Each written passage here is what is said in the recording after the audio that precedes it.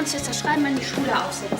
Aber ist es nicht unglaubwürdig, dass deine Lehrerin wirklich handgreiflich geworden ist? Es geht um Gregor. Was ist mit ihm? Ich frage mich nur, was er so treibt. Ich meine, geschäftlich. Keine Ahnung, darüber haben wir nie geredet. Du bist der erbärmlichste Idiot, dem ich je begegnet bin. Ja. So, Frau von Anstecken. Man kann nicht immer gewinnen.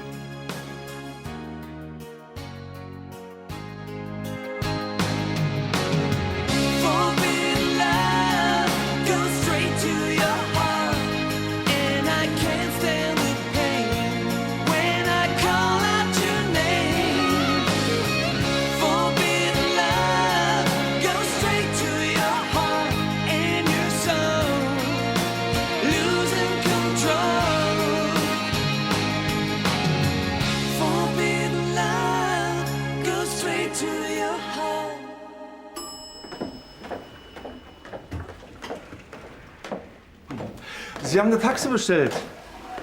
Sofern der Fahrer auch spezielle Aufträge annimmt. Oh, davon hat aber die Zentrale nicht gesagt. Du bist also sogar als Taxifahrer überzeugend. Dass man Tanja so leicht hereinlegen kann, das hätte ich nicht gedacht. Dein Plan mit den vertauschten Koffern war einfach, aber leider genial. Tja, und Tanjas Schwarzgeld gehört jetzt uns. Und sie trägt ein paar wertlose Zeitungsschnipsel mit sich herum. Was meinst du? Hat sie schon was gemerkt? Oh. Sie hat den Koffer kontrolliert, nachdem sie deine Freunde verjagt hat. Aber du hast ihr ein paar Scheine gelassen. Leider ist es nicht ihr gesamtes Geld. Aber ein paar Millionen werden es schon sein. Das ist mir im Moment völlig egal. Was mich wirklich interessiert, ist diese wunderbare Frau von mir.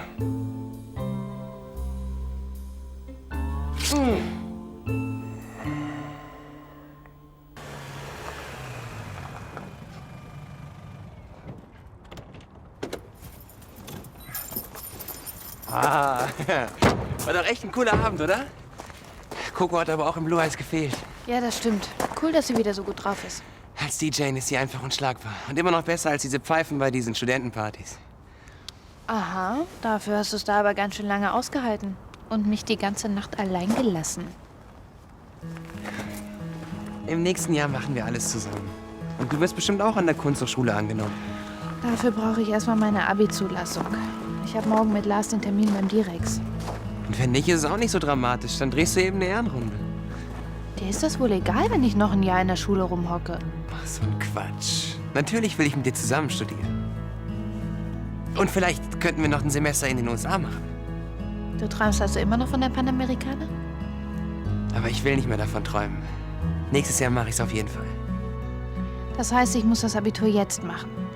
Also drück mir die Daumen, dass ich die Klausur wiederholen darf. Ja, ich richte ihm aus. Mach ich. Wiederhören. Oh, da war gerade ein Anruf für dich. Ich bin einfach mal rangegangen. Ist okay, oder? Klar. Wer war denn dran? Das war eine Frau. Namen hat sie aber nicht genannt. Es klang eher dringend. Wahrscheinlich was geschäftlich. Moment mal, ist aber ganz schön spät für einen geschäftlichen Anruf. Was machst du eigentlich beruflich? Ich mache Flüge. Rundflüge mit dem Hubschrauber. Ach was. Die Teile kannst du fliegen? Ist nicht so schwer, wie man denkt. Schwieriger ist es, hier in Düsseldorf einen Kundenstamm aufzubauen. Naja, also sie hat gesagt, dass sie dich wieder zurückruft. Gut. Und du? Du packst schon? Ja, meine Paris-Reise ist morgen beendet. Ich weiß ja jetzt auch genug über die Stadt. Zumindest den Reiseführer kennst du inzwischen in- und auswendig. Da wird keiner merken, dass du gar nicht da gewesen bist. War aber auch eine miese Aktion, die dieser Dirk mit dir abgezogen hat. Ich glaube, dieser Mistkerl braucht ab und zu ein Spielzeug, wenn ihn seine Frau langweilt. Buch's als Erfahrung ab, auch wenn's weh tut. Ich versuch's. Danke, dass ich hier bleiben durfte. Klar, gern geschehen. Du bist echt was gut bei mir.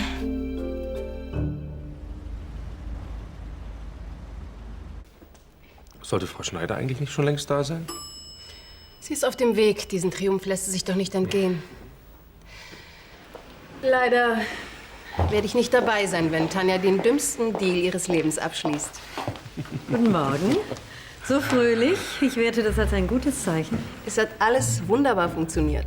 Und Ihr Strohmann weiß Bescheid. Ich habe ihn genauestens instruiert. Ich denke, das sollte reichen. Das ist wirklich alles Tanjas Geld? Jeder einzelne Euro. Unglaublich. Jetzt muss Ihr Mittelsmann nur noch den Rest erledigen. Ich kann es kaum erwarten. Diese Frau hat mich so gedemütigt. Und jetzt kaufe ich mir mein Bistro mit ihrem Geld zurück. Es gibt doch Gerechtigkeit. Lars, wollten wir uns nicht gleich im Schneiders treffen? Hallo, Nathalie. Hallo Nico, keine Sorge. Ich will nur kurz zu meiner Tante und du hast Lars für dich ganz allein. Nico, ich muss wirklich sicher sein, dass du das durchziehen willst. Können wir irgendwo reden? Ja klar, wir gehen ins Esszimmer, da ist im Moment niemand.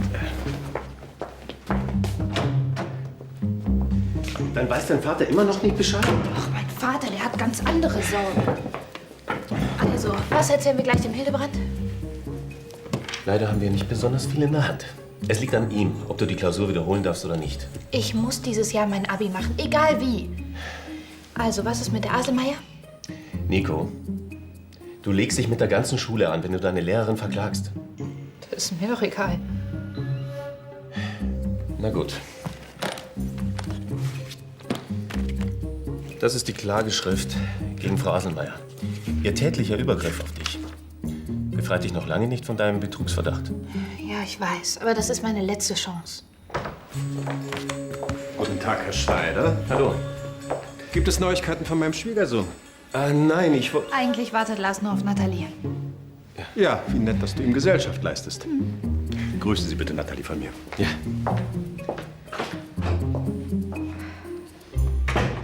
Gregor ist echt sexy. Und super nett. Ich meine, wie viele Typen würden einen für ein paar Tage zu Hause wohnen lassen? Und ist mal von deiner Seite ein kleines Dankeschön fällig? Ja, ein großes. Aber ich weiß noch nicht was. Es wird jedes Jahr schwieriger. Aber er hat ja auch schon alles. Einen Kaffee bitte. Natürlich wünscht er sich nichts. Aber ich muss ihm doch irgendwas schenken. Wenigstens bist du mit deinem Problem nicht allein. Mach's gut. Es muss aber etwas Besonderes sein. Wie Sie sehen, das Schneiders ist eine Goldgrube. Und über den Preis durften Sie sich auch nicht beklagen.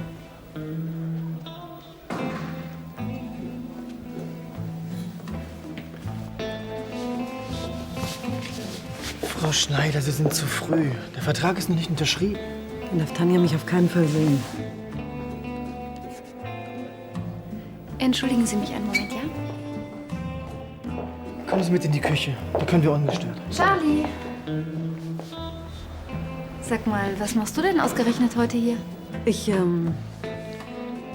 Angelo hat mich gebeten. Genau, Frau Schneider Naja, wir können es ja ruhig sagen. Ich helfe ihm seit Jahren bei seiner Steuererklärung. Vielleicht sollten Sie sich während Ihrer Arbeitszeit lieber um die Gäste kümmern, Angelo. Wie kommt es, Charlie, dass du dich immer noch so liebevoll um deine ehemaligen Mitarbeiter kümmerst? Ach, nun, vielleicht bleibt mir wenigstens die Genugtuung, dir das Personal abzuwerben.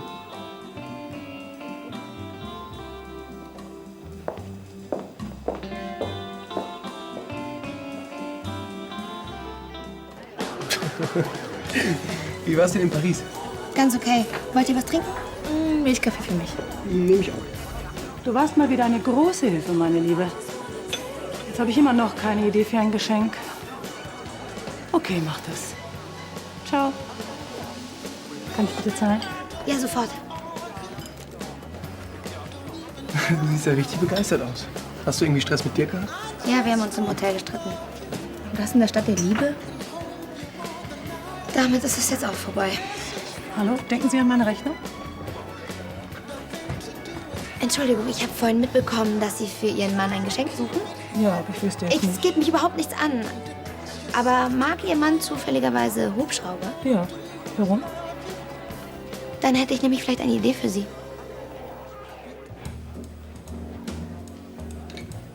Glauben Sie, die von Anständen haben uns das abgenommen? Hoffen wir es. So, ich habe alles Nötige hier. Wie gesagt, es ist ein Schnäppchen. Danke. Charlie? Was machst du denn hier? Psst.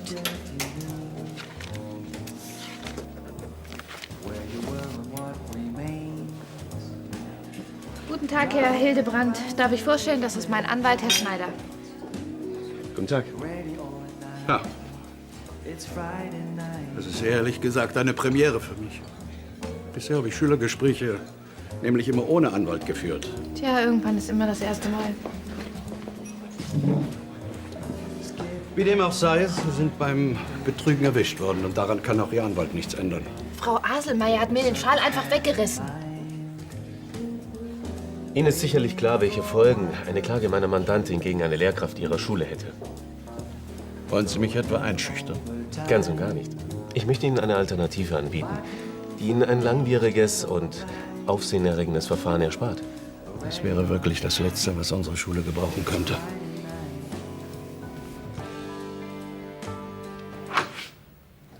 Guten Tag.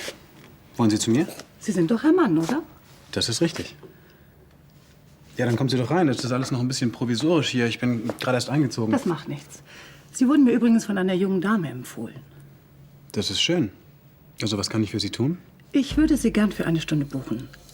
Möglichst nächstes Wochenende? Ich denke, das ginge noch. Prima. Und an welche Uhrzeit haben Sie gedacht?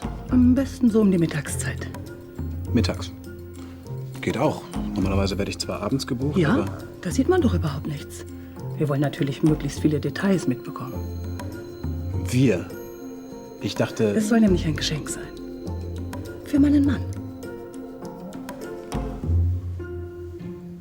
Das ist mir in meiner langen Laufbahn noch nie passiert. Sie müssen mir nur die Möglichkeit geben, meine Klausur nachzuschreiben. Sag mal, Charlie, was machst du hier?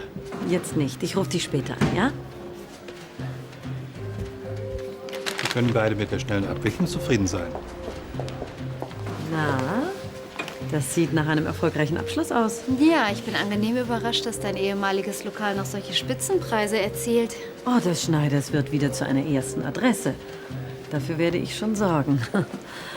Vielen Dank. War mir ein Vergnügen. Wiederschauen. Aha. Charlie, ein gelungener Coup, das muss ich zugeben. Danke. Aus deinem Munde freut mich das ganz besonders. Naja, was soll's. Ich wollte diese Kaschemme sowieso loswerden. Dann ist ja alles wunderbar. Es wundert mich nur, woher du so viel Geld hast.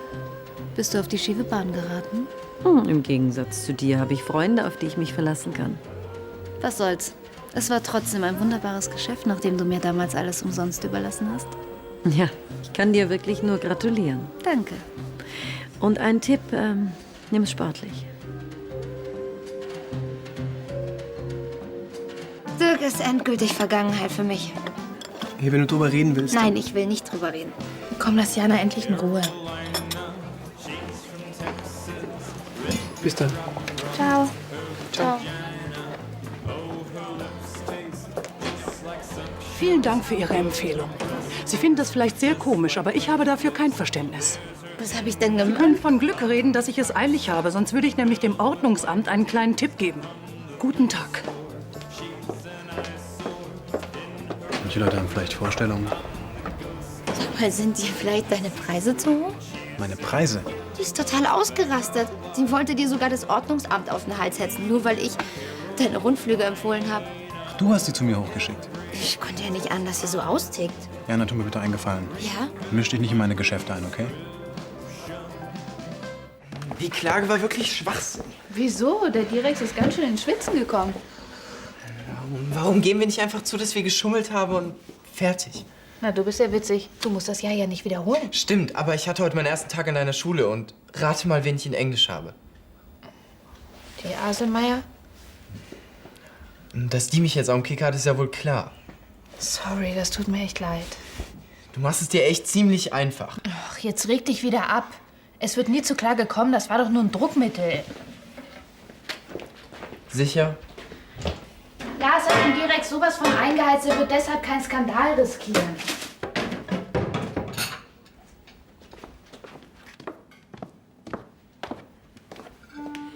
Der Kuchen ist für Leonard. Ich bringe ihm ein Stück.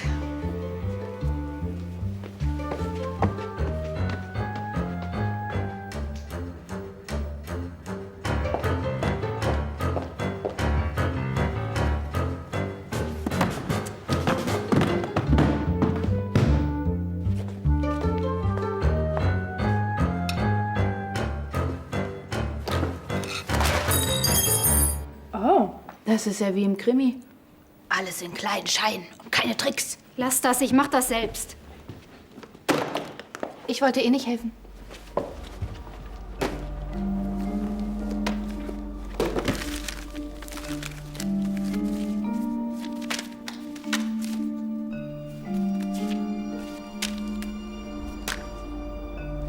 Los, raus. Ich denke überhaupt nicht dran. Los! Deine Raus hier! Pfoten weg, ja? Lass die Frau in Ruhe. Du hältst dich da raus. Ist das klar?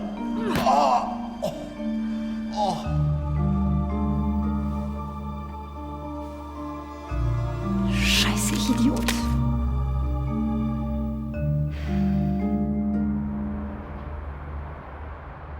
Hallo Jana. Hi. Ach, das war ein wunderbarer Tag.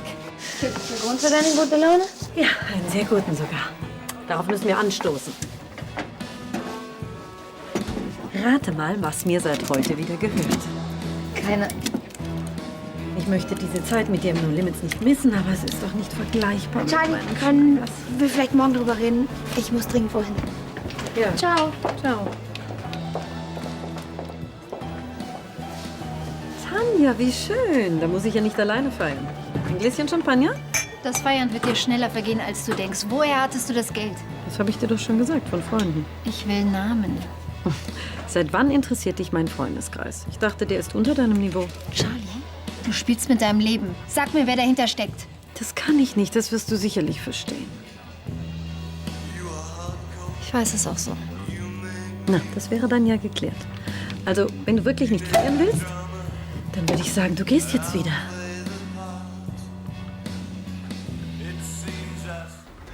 Willst du auch zu Leonard?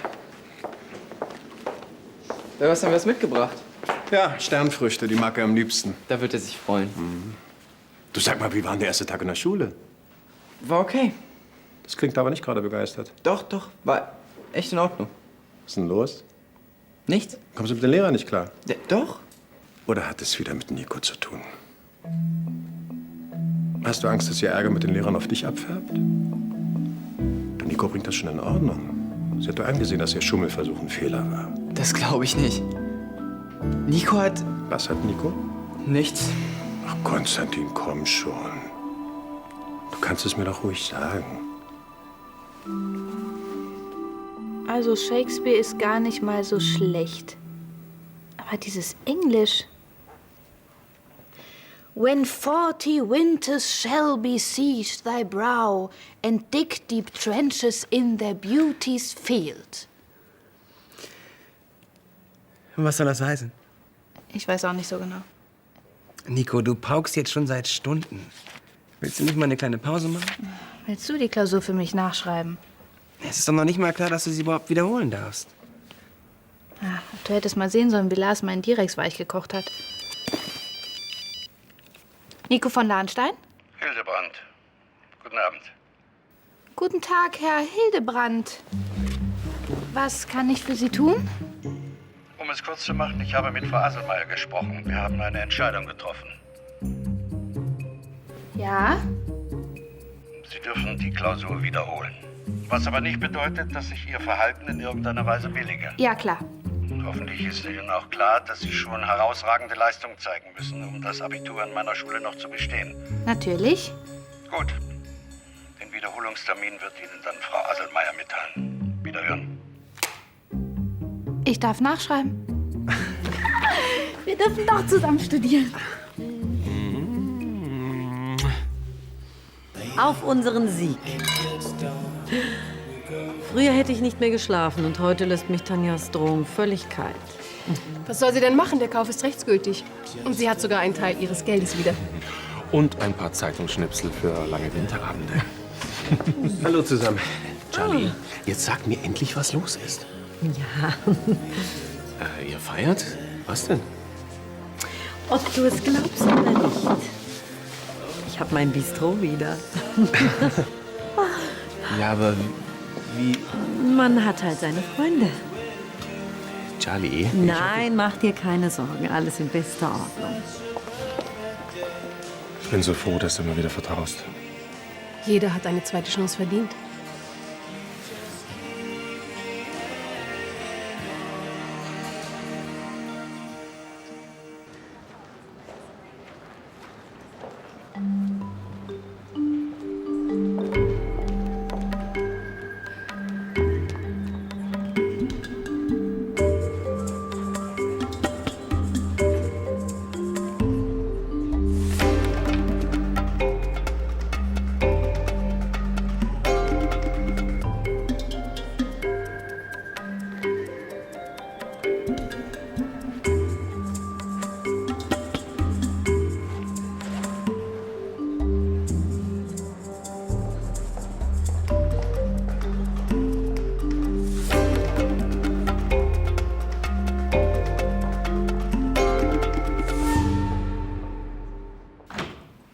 Ich schau noch mal nach Leo.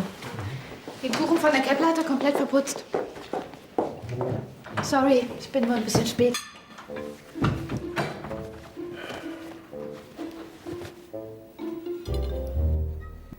Ist was? Das kann man wohl sagen. Nicola. Kannst du mir bitte verraten, was du dir dabei gedacht hast? Wobei denn? Also, das weißt du doch ganz genau. Was fällt dir ein, deiner Schule mit einer Klage zu drohen?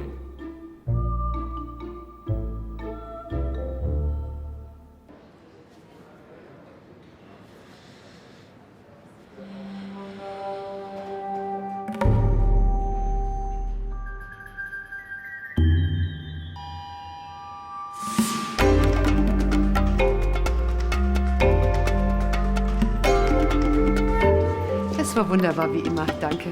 Für mich war es wie immer ein Vergnügen. Nimm es als kleinen Bonus. Bis nächste Woche. Gregor? Was machst du denn hier? Ich wollte nur mal sehen, wo du deine Rundflüge so machst. Wieso hat dir die Frau Geld gegeben? Wofür lässt du dich eigentlich bezahlen? Für Sex.